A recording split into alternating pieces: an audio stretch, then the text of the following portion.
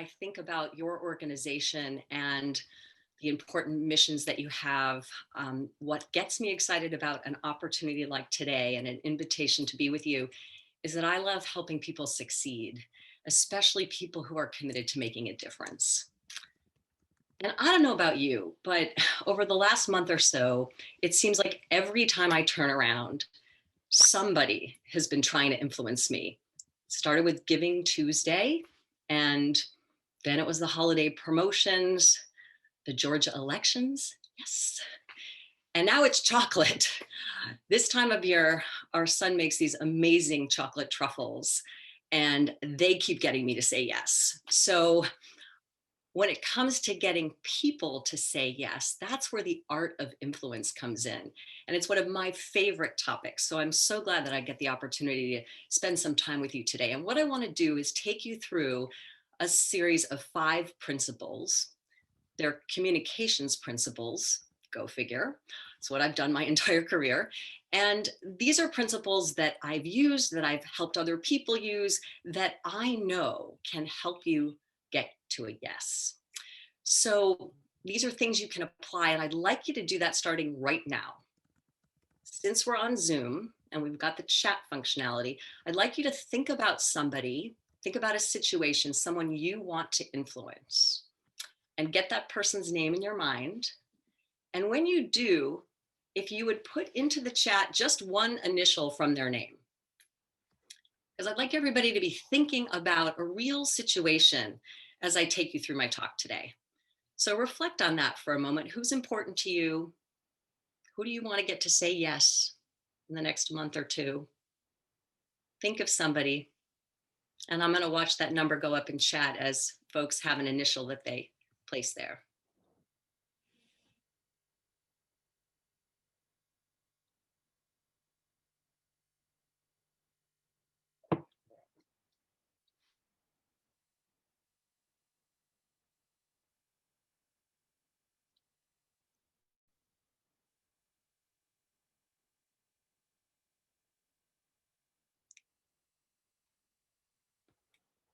Great. Looks like most of you have somebody in mind. And what I love about the art of influence and influence itself is that it's subtle.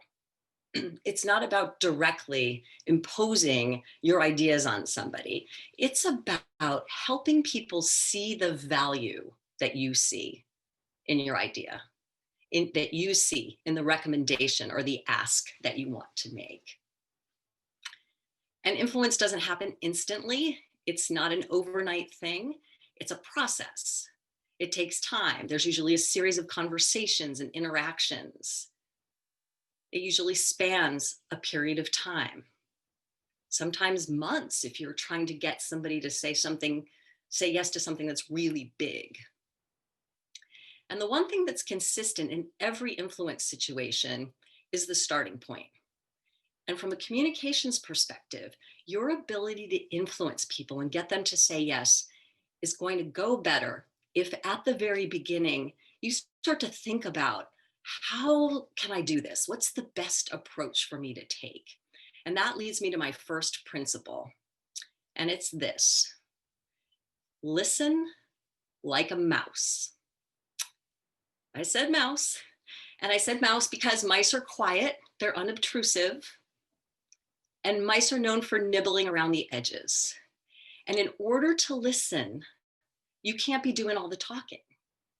So listening like a mouse is about asking questions that nibble around the edges of the bigger subject that you're bringing up to this decision maker. Because what you want to do is understand their current frame of mind, what matters to them about the topic, the broad topic that your ask is related to. And I see people taking notes, and I want to tell you that at the end of this talk, I'm going to have folks send around a handout that lists these 5 principles and some key things. Feel free to make notes, but you'll get something to refer back to that can anchor you to the things that I covered today. So listening like a mouse is about trying to get a sense of the context for the decision. What's this decision maker thinking about in the broader context? And the reason that's important is that every decision ever made is made in context.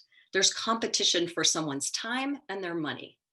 So you need to be thinking about the big context for the decision. The other thing that's key here is to get insights. Listening is all about getting insights, trying to hear what's really behind the comments that people make, what their concerns might be, what their fears might be, what they might not be entirely comfortable with.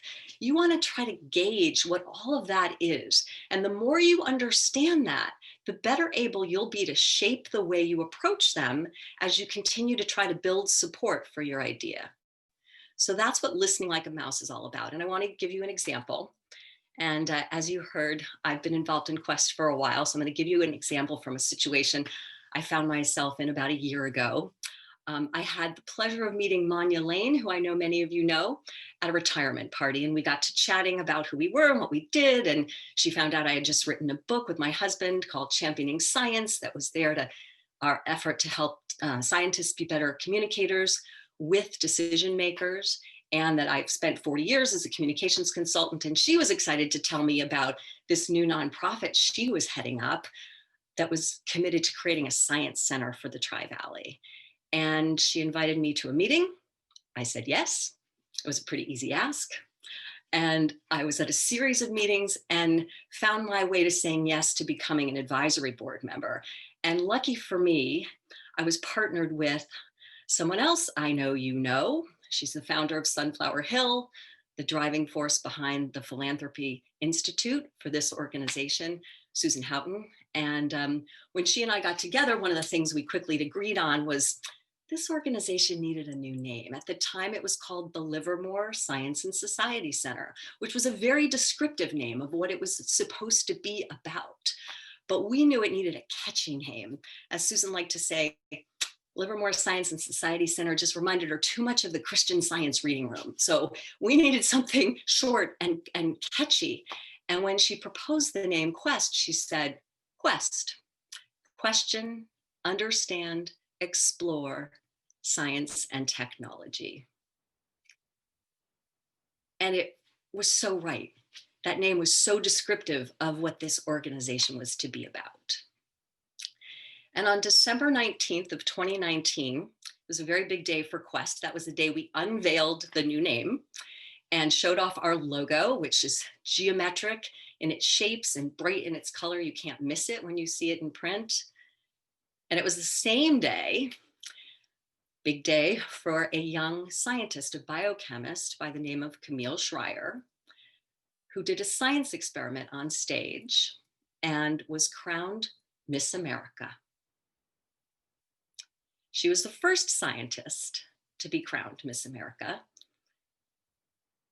And one of the advisory board members saw that in the New York Times, and he sent a message saying, hey, should we consider inviting her out to speak? She was somebody who could potentially be a good spokesperson for a new science center that wanted to become known. So the task fell to Susan and I and our colleague June Yu, who was heading up the speakers committee, to investigate this and to assess whether this might be a good idea for Quest. And we did our homework very thoroughly. And as a result, reached the decision that yes, the timing of this was incredible to have this young woman who, let's face it, broke the stereotypes. We don't normally associate science and beauty pageants, right? But this young woman gave us an opportunity to get attention for Quest. So we concluded, yes, there was value. And now the next step was, of course, to bring this to the Quest decision makers. And we started by listening like a mouse, asking questions like, so what kind of speakers do you think we ought to consider for next year? What topics might be good? What would be of interest to the various stakeholder groups that we're trying to attract? When you think about this, when you picture these events, where do you imagine them happening? Would it be at a big theater? Would it be less formal? How do you see this? We were trying to understand. One question we didn't ask was, what do you think of the idea of bringing Camille Schrier, the new Miss America? Remember, I said that influence is subtle. That would not have been a subtle question. But it was important to sort of get a read on what they were thinking and feeling about this idea, to know where they were coming from. So instead, and this is a key step in listening like a mouse, you can bring up the subject without asking a question. You can say something like, we've been doing our homework, getting to know more about this young scientist, and she's been studying circadian rhythm and working on her doctorate in pharmacy, and has begun to build a reputation as a STEM advocate. And then you stop talking. Then I would just listen like a mouse. I'd open the conversation, and then I'd hear bits and pieces of what people were thinking and feeling about the idea of having Miss America come out on Quest's behalf. So that's what I mean when I say listen like a mouse. And what you're after are insights, things you can use to shape the way you approach what you say as you work your way through the influence process. The good news about the art of influence is that it is not a solo event. You don't have to go it alone. My second principle is to recruit your cheerleaders. And cheerleaders are the people who can help you get more insight, and also people who can help you put in a good word for your idea. They can support your idea if they believe in it too, if they see value in it. And so there are two categories of cheerleaders. And the way I'd like to think about this is to have you picture a bullseye, the kind of target you'd see if you were at an archery event that's got a yellow bullseye, and then the next ring around is red, and then there's a blue ring that surrounds that. Picture that, and picture the person whose initial you put into the chat a little earlier. Picture them in that target, because that's who I want you to be thinking about. And as you think about that red ring, the people who are closest to your decision maker, those people are the trusted advisors. And a trusted advisor is a go-to person. The decision maker is going to look to them for their point of view anytime they want to spend a lot of money or take a risk or do something uncharacteristic, something they're just not 100% sure of. Trusted advisors come into play. We all have them. Think about it. You've got your go-to people that you're going to test things with. So ask yourself, thinking about who's in that target, that bullseye, ask yourself, do you have an idea who their trusted advisor or advisors might be? And if so, make note of that. If you don't have any idea, then ask yourself a different question. Who do I know that might know who their trusted advisors are? And if you can have conversation with the trusted advisors, you get two benefits. First, you get to preview the idea. You get to test drive it with somebody who knows how the decision maker thinks. And you can ask for their feedback. And that may help you shape your recommendation or shape your ask. The other benefit is if you get a sense they're not inclined towards your ask, you're forewarned. You know that when the decision maker turns to them for an opinion, they're not likely to be supportive. So you've got to ask yourself, what can you do differently? How can you enlist that trusted party? Maybe you need to rethink your ask. Maybe the time's not right. There's lots of reasons sometimes that we have to be patient in the art of influence. So that's the trusted advisor. It's one kind of cheerleader. The second kind of cheerleader is the respected supporter. That's the group in the next ring, the blue ring that sits outside the red ring. And you may find lots of different people in that ring. Susan and June Yu found a lot of people as they went out previewing the idea. Hey, what do you think? We might invite Camille Schrier. She happens to be this young scientist, first one to be named Miss America. We might invite her out to speak. What do you think of that? They got resounding support for this. And they talked to people who cared about science, who cared about women in science and bringing more diversity to STEM. And those supporters are people whose opinion matters to the decision maker. They wouldn't necessarily ask them, but if they happen to hear their opinion, if one of those people happen to call them and put in a good word and say, hey, I heard you're thinking about potentially bringing Camille Schreier out, the new Miss America. I'd be happy to co-sponsor that with you. That kind of third-party endorsement is invaluable. So you want to think about who your cheerleaders are. And we were really good at this when we were kids. My granddaughter, Kaylee, who's 10, just did this. I don't think she knew she was doing it, but she just naturally did it. She wanted something for Christmas called a cry cut, which is a device that's known as a smart cutting machine. And it's for makers and crafters. And it's really amazing the things you can do with it. And so, of course, she talked to her mom about it. And then she went to mom's trusted advisor on all things Christmas. That would be dad. Told him about it, showed her excitement for it, talked about the fact that she's stuck home because of COVID and it would be so great to be able to do all these projects. And then she called me, Grandma, and she said, the coolest thing, Grandma, that I found that I want for Christmas. And she was all excited telling me about it. And I loved it. I had no idea there was such a thing. And apparently there are 3 different models, and the most expensive one works with the most materials, and you can make coasters and cut out all kinds of stuff. It's like a high-powered computerized X-Acto knife. And I was really excited for her and feeling that I wish I wasn't so far away because I don't get the chance to do some of this with her. Well, anyway, she prevailed. She got what she wanted for Christmas. But what would have happened if when she told Dad, he stroked the beard and he looked at her and he said, sweetie, that thing has got a pretty sharp knife in it. It's going to take a lot of your mom's time if we get you that for Christmas. And she's so busy right now. And you know how much time it takes with your sister to keep her focused on school. I just don't know. What if she had gotten that response? And what if when she called me to try to enlist my help, she got safety grandma who understood mom's challenges instead of fun grandma who would have said, of course, I want you to have this. What if that were to have happened? And things like that happen all the time in the process of influencing. You can get an indication from something your decision maker said, or worse, something they didn't say, the fact that they still haven't replied to your email message from a week ago, right? Like that sets us off to thinking this isn't going to fly, it's not going to happen. And the minute you get those signals, what happens?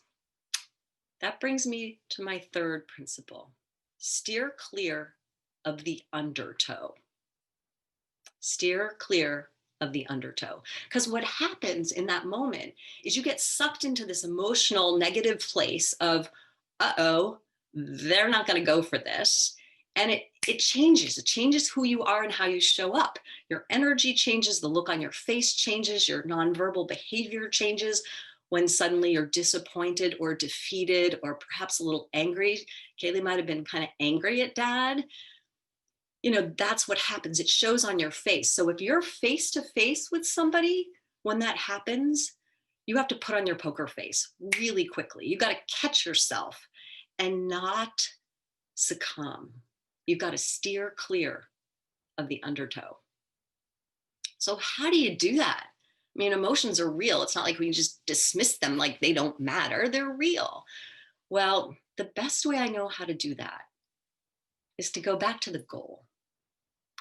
You saw value in approaching this decision maker. There's a reason you think that they should say yes.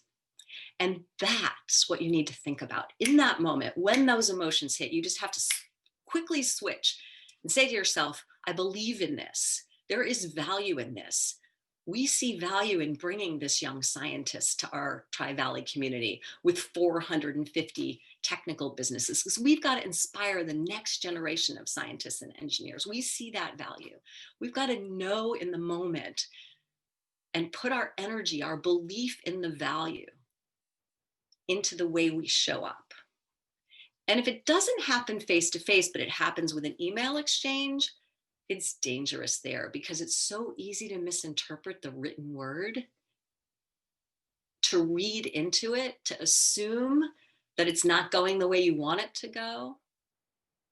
So I really caution you there, steer clear of the undertow. Take a step back and go to that same place I just talked about, that place of, I believe in this. I believe in the mission of my organization. I believe in the value that getting you to say yes will have, because that's going to change your energy. It's going to change your tone. It's going to help you make a better decision about what you say when you write that email. And yeah, people don't always say yes. Sometimes you can rearrange your request and you still get a no. That's going to happen. I'm not suggesting that it will always be okay. But the one thing is for sure, you can't dismiss those emotions. You just have to put them away until you're in your own room. You have the privacy of your own room and a colleague you can call and talk to about your frustration with what just happened and your concern that it might not work. That's what I mean when I say steer clear of the undertow. You've got to keep your mindset, your enthusiasm, your belief in what's possible front and center the entire time you're working through the influence process. Steer clear of the undertow. Don't get caught up in that wave, even if the sand starts to slip out from under your feet. Find a way to anchor back to what's important. So I've talked about 3 principles. I've talked about listening like a mouse, recruiting your cheerleaders, and steering clear of the undertow. My 4th principle has to do with the way you make the decision maker feel, their emotions. And a very smart man by the name of Dr. Chris Volpe, who runs an organization called Science Counts, said something that I love. I think it's just so vital. And you can keep this with you because it's key to the art of influence. What he said was, as humans, we are feeling beings who think, not thinking beings who feel. We are feeling beings who think, not thinking beings who feel. And there's been so much research that shows that when we make decisions, oftentimes we make them very quickly at an emotional level, but then we're very quick to also have our reasons for making those decisions. So it's easy to believe that your rational mind is always in charge when you make decisions, but your emotions come into play in a huge way. Which brings me to my 4th principle. Don't defend your thesis. Don't defend your thesis. And I work with a lot of PhDs. And in order to become a PhD, you literally have to defend your thesis. You have to have all the facts, all the data, show your research. You've got to get up there and assert and rationalize. That is not what you want to do when you're trying to influence someone. Because what happens oftentimes is that you come across as though you're lecturing, as though you know the right answer, you're going to tell them the right answer, and this is the right answer. You want to do the exact opposite. Teach, don't defend. Show, don't tell. Fundamentally, you're trying to illuminate for the decision maker the answer, the conclusion you want them to reach. You want them to see it for themselves. Show, don't tell. And so for Susan and I, after listening like a mouse, we knew that this decision wasn't going to just be about whether or not to bring Miss America. It had to be in the context of the broader subject of speakers for the year for Quest. So we developed a set of speakers, potential speakers for the year, a recommendation for a program that had 5 speakers. And we created a slide that was a matrix. And on one side, it had the 5 different engagements. Across the top, it had the target demographics of the audiences that we would want to be able to reach through this series of speakers. And all you needed to do was look at all the X's that went completely across the row for having Camille Schreier come to see that with her, we could reach every single demographic group that Quest wanted to be known by. And remember, brand new name, brand new organization, brand building was front and center for us. And so this was an opportunity in a day and a half to have her come visit and do a series of things that would give us that kind of visibility. Show, don't tell, teach. We helped folks understand that, sure, there might be some negative, controversial perspective on the Miss America organization, but a little bit of that is okay when it's not associated with you. There wasn't anything you did. And our focus was on the scientist, this young woman who was both a scientist and a beautiful woman who happened to be able to win a beauty pageant. Teach, don't defend. Don't defend your thesis. And this is where stories come in. And I'd like you to put an S in the chat if you use stories to help compel people to say yes. Put the letter S in the chat. Hoping to see lots of S's here. And if your stories are old stories and you haven't refreshed them in a while, try to find some new ones for this year, because as you know, stories are powerful because they connect at a heart level. They move us emotionally and they're more memorable. You're going to think about trusted advisors and respected supporters because I told you about Kaylee and getting her cry cut. I told you a story to help you remember what's important.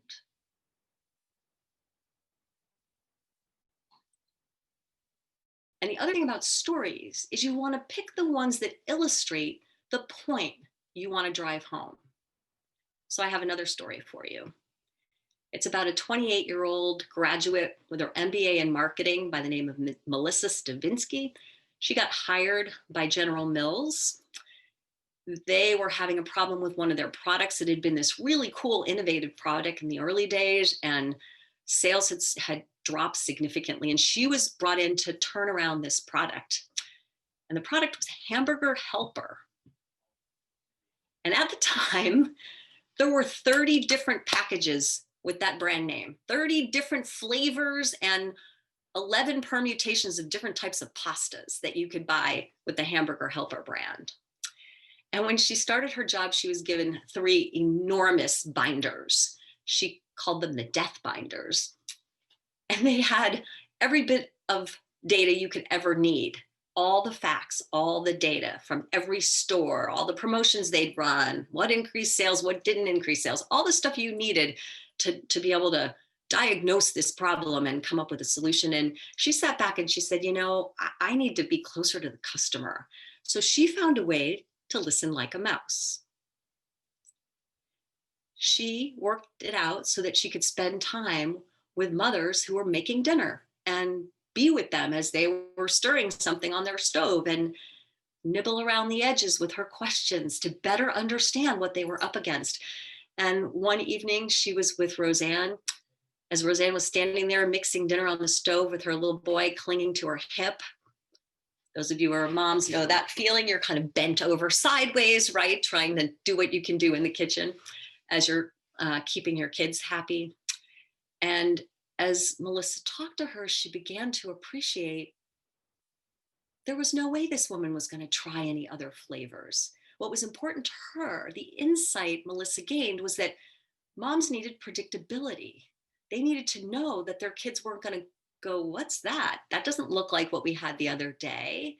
Even if it's the same flavor, if the macaronis are a different shape, that can throw little kids. So predictability was important. So she was armed with this information.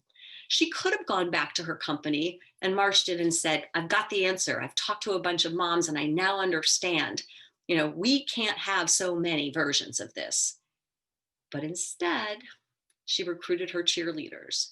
She told the story about the experience she had listening to Roseanne talk to her about her experience making dinner. And she talked to people in supply chain and finance and manufacturing. She showed them through that story the answer she wanted them to reach. She helped them see the value in cutting back this incredibly large product line and reducing the decisions down, since most mothers were not inclined to try all of these things. So, show, don't tell. She enlisted her cheerleaders, and ultimately the organization made a decision to scale back the product line. And guess what? Revenues were up 11% by the end of the year. She was feeling pretty good about it. So pick your stories that help to illustrate the points you're driving home. And we're getting close to home here, close to the finish line, the point at which you're going to make an ask or a recommendation. And that takes me to the fifth principle. My fifth principle is bring the blue apron box. And I'm wondering how many of you know what a blue apron box is. And if you've, all right, Carolyn, I see your hand. If you've used a blue apron box, if you cooked a meal with a blue apron box, please put a B in the chat for me.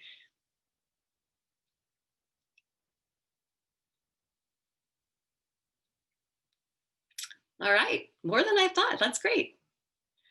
Well, for those of you who haven't used one, the beauty of the blue apron box is that it has everything you need in it to make this great meal. It has all the ingredients portioned out properly. It has instructions, step-by-step instructions that are really clear and easy for you to follow. Pictures, in case you don't know the difference between chopped and minced, they're going to make sure you get that right. And then it has a picture of what success looks like in the end, how to plate this dish so that when you go to serve it, it's going to look great. And the beauty of the blue apron box is this: it makes it easy to make a meal. So your blue apron box for the decision maker needs to have in it all the things they need to know to make it easy for them to decide. You need to make sure they have all the information, that you've addressed every question they have. And here's where people oftentimes go astray in the art of influence. They think that all the conversations you've had leading up to this point counts. But the blue apron box has to have in it everything you've talked about before that matters in the decision moment. You've got to find a way to recap. You don't have to belabor everything you've talked about before, but you can't expect your decision maker to remember. You've thought a lot about these conversations. You're keeping track of what you've said and what they've said. They're not. So you have to bring the blue apron box. And for Susan and I, that blue apron box included the matrix I described before. It also included Susan walking them through this really incredible itinerary. She had literally planned the entire day and a half visit down to the hotel reservation and who was going to pick Camille up at the airport. She stepped through it and she told the story. She focused on what it was going to be like. She created the experience. She helped everyone in the room imagine the impact Camille would have through the conversation she was going to have as she went around the community. And then the other thing we knew is that we'd felt like we'd gotten to know this young woman. We knew that she liked to fish and she had a favorite pond with a lot of algae in it. We knew all kinds of things about her, and we had listened to every interview. We'd watched her in action, but we knew our decision makers hadn't. So the way we dealt with that was to just take an audio clip from one interview and simply say, I'd like to give you a sense of who she is. Not prefacing it by saying she's terrific, she's energetic, she's articulate. Show, don't tell. Just let them hear that audio clip. Because they could feel her energy and they could hear that she was already out in classrooms making an impact with students, encouraging them to love science. And they could hear that she was already talking to the business community about what it was going to take to have more diversity in STEM. They could hear all of that in the answers for those two questions. And you can bet we picked those questions carefully. Show, don't tell. Bring your blue apron box. And of course, we talked about who was going to make this event happen. How was it going to work? All of those things were important in order to get the decision makers to say yes, which they did. And Camille was due to be in the Tri-Valley October 28th. And then come about March, you know what happened. Everything changed. We had to pivot. We had to create a virtual event. And I know Susan is just as proud as I am of what we were able to accomplish working with Camille. We ended up creating 2 videos and 2 live events. And it was just fantastic. It gave us the opportunity to get really important messages out to the world for Quest. I highly encourage you to spend some time on the Quest website, quest-science.org. Take a look at the Miss America activities. You'll see Susan in her glory as moderator for both the panel event that we did, where Camille was joined by 3 other scientists. 2 were engineers, and she, as part of this multi-generational event, helped to tell really important stories for young people who are interested in science. We made the event free to students and had 100 students register for that event. It was also focused on the business community and parents and educators, because it's going to take all of us to make sure that we inspire people to become scientists and engineers. And that's a big part of what Quest is all about. And the half an hour, if you've got kids, if you've got middle school kids, the half an hour Q&A, live Q&A is so much fun to watch. These kids asked Camille questions like, would you rather cure COVID or cancer? Were you ever bullied as a kid, and how did you handle it? And she gives really, really great advice. So I encourage you to spend some time on the website. I also just saw there's a great article that Alan Burnham did. You may know Alan had the original idea for Quest, and he just wrote an article that helps us understand, how in the world did we get a vaccine so quickly? I know initially people have been kind of scared at the thought of taking something that was created so fast, but he helps you understand how that happened, all of the science that came before it. So anyway, I can't say enough about the richness of material you'll find there. And while you're there, please sign up and be on the mailing list so you continue to find out all the great work that Quest is doing. I asked you when we started today to think about somebody that you want to influence. I'm sure there will be many somebodies on your list of people to influence in the coming year. So I ask you to remember to listen like a mouse.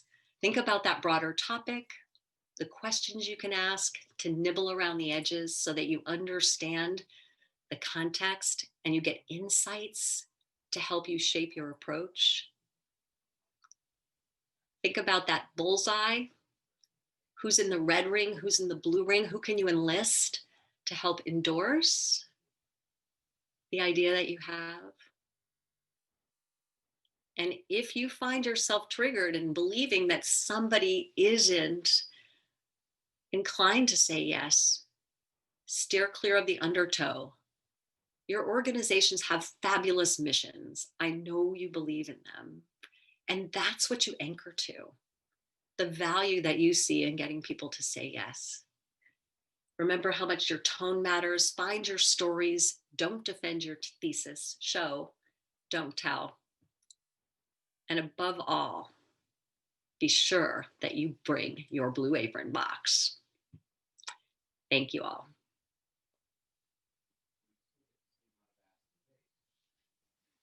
Thank you, Amy. So at this point, let's ask and see if anybody has any questions going on. You can either write them in chat, or you can just go ahead and unmute yourself, and we can continue the discussion. We'll give it a second. But thank you. That was really incredibly invaluable. And we will have, you'll provide us with a flyer, and then we will email it out to everybody who's currently registered. Great. And I'm happy to answer any questions people have. Just give it a second.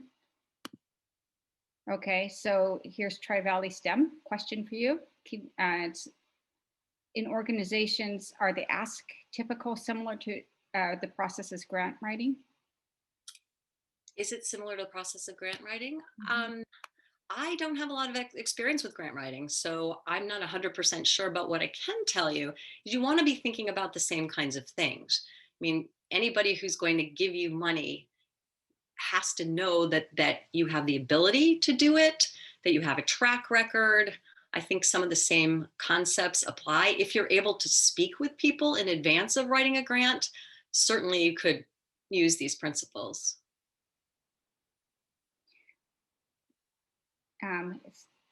Marilyn's asking for principle 5. We know that would be the blue apron box. Bring the blue apron box. Let's see. We have Ann Brown, and she's telling you that it's terrific. And now you've energized her to ask Eric Swalwell to endorse climate legislation in the next Congress. Who wants to be one of her cheerleaders? Hey, I'm so happy to hear that, Ann, because, well, as you know, my husband's committed to the climate work. So I am all in for getting more support for solving the climate problems we face. Shayna Pete has a question in chat. Can you see that? Hang on a minute and I will look. Yes, and I'm going to put on my glasses so I can make sure I'm really reading it.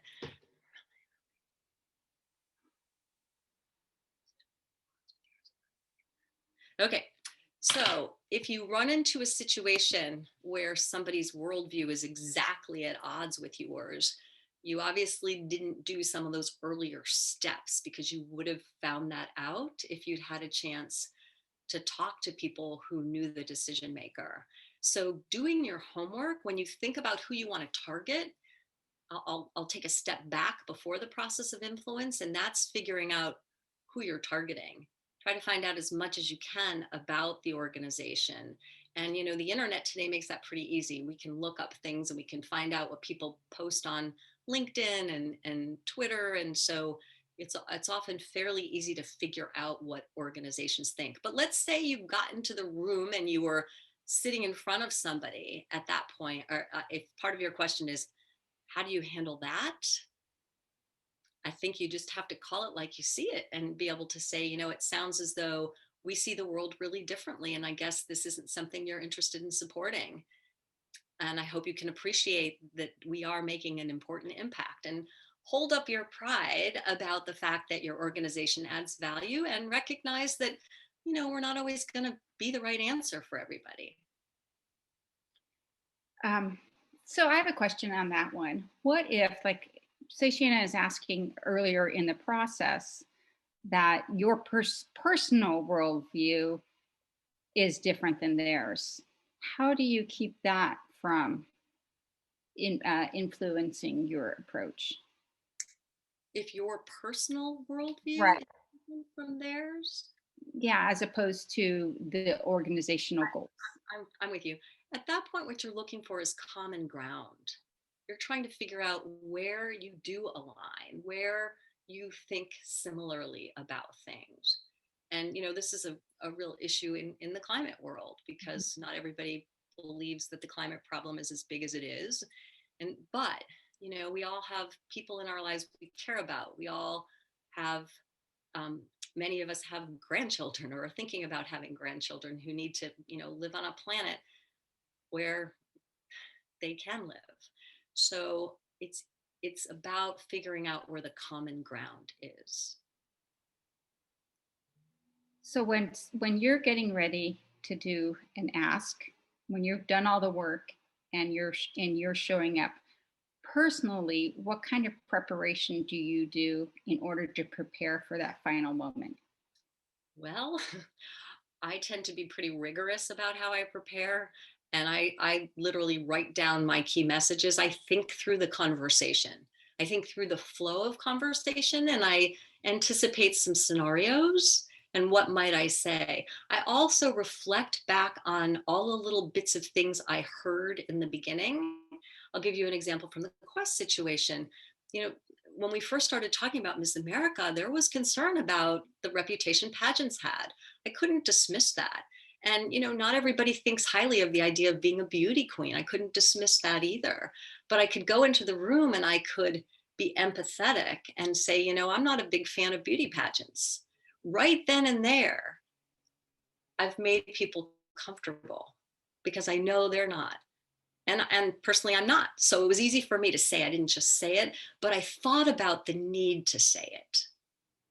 So I spend a lot of time reflecting on everything I learned throughout the course of the process. And what is it that people need to hear me say so that they know I understand where they're coming from? And, we also made it really clear if the answer was no, we would accept that. We just wanted to have the opportunity to explain the value that we saw in making the recommendation. And I saw Susan's note in the chat. She's right. There were so many people involved in making that event a success. And it was really gratifying to have the opportunity to do that. Yeah, it was a great program. It really was a great program. What do you do if you don't get the outcome that you wanted? How do you keep the door open so that you can circle back again? If it's not, you stamp your feet and you pout. What do you mean? I mean, that's what you do. I think the best answer there is to say, I really appreciate that we've had a chance to get connected, and I'm now getting a better understanding of the things that are important to you. And I look forward to coming back another time and talking about other ways we might partner or opportunities for us in the future. I appreciate the insights you've given me into what matters to you. Yeah, one thing I've learned is if you don't ask, you don't get. but it's hard to come back from a no and regroup and to make a new approach sometimes. I mean, to get that confidence to go back out there again. You're so right. And it goes back to what I was saying earlier about steering clear of the undertow.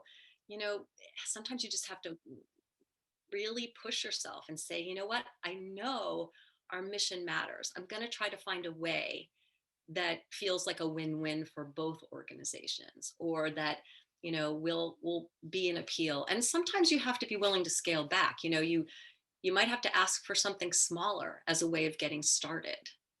And that's a viable option when somebody says no, is to say, would you be interested in this? I just attended in December, I attended a 3-day workshop to help become a better teacher, because that's a big focus of mine, teaching scientists. And it was interesting. At the end of the 3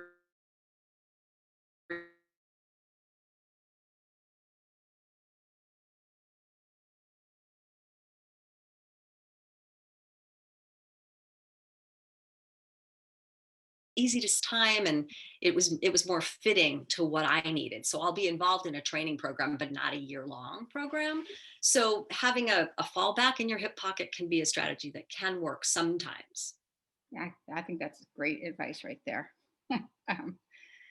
Okay.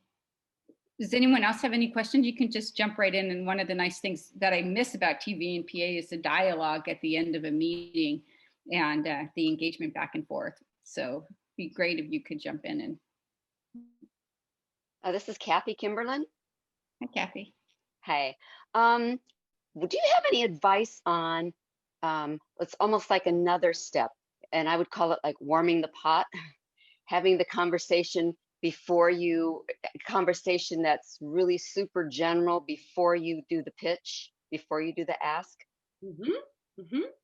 Yeah, I sort of see that as the listening like a mouse opportunity, because you are having a general conversation. Okay. You're chatting about the topic, but are you talking about like are you talking about in the meeting itself? Like, how do you warm up the conversation when you're about to make the ask? Is that the question? No, kind of really in the beginning, yeah. So that you can, like, I guess, beginning the conversation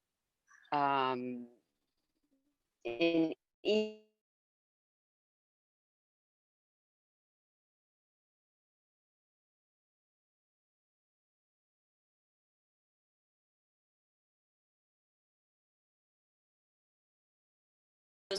your positivity goes a long way. It brings a smile to your face and it changes your voice. It's just, there's something about, I mean, they say, customer service training, smile while you're talking, because you hear it on the other end.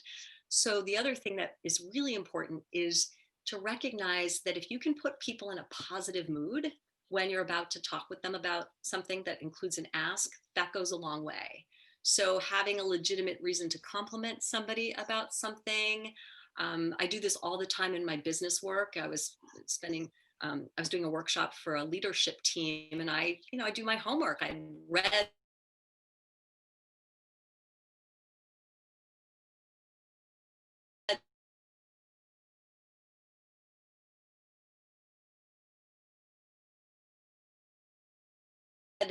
and also said something that would make them feel good. Because when we feel good, we're more receptive. Definitely true.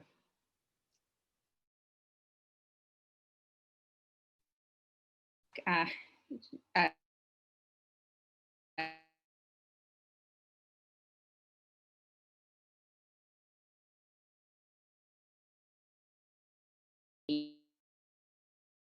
and welcome me to do that. So I just want to say thank you to everybody for being here. I saw some really nice notes in the chat, so it's my pleasure. As you can tell, I'm really passionate about this, and I care a lot about Quest. I want to see this organization and all of your organizations make a difference in our community. So thank you for what you do.